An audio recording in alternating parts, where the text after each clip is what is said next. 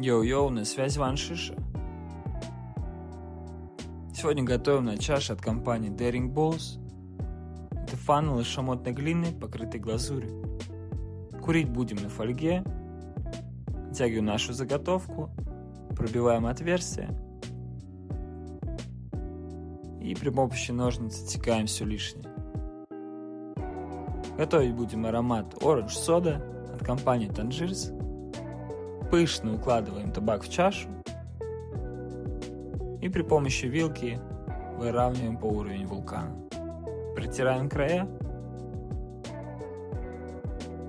и греем минут 8 на 4-25 углях. Как показала себя эта чаша в работе, мне понравилось, что на колодке, что на фольге. А как вам? Пишите в комментарии.